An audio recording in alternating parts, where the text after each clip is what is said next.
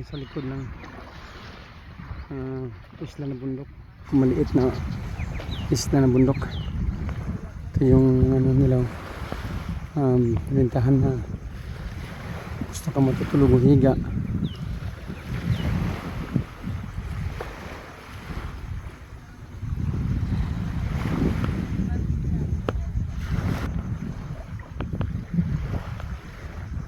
So may mga parang bahay yan Airbnb, mag-Airbnb ka.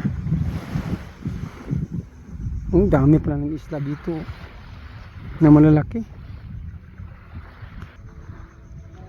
May mga kubo, may restaurant kung gustong kumain dyan.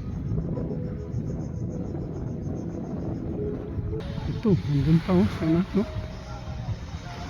Parang ito yata yung makikita sa YouTube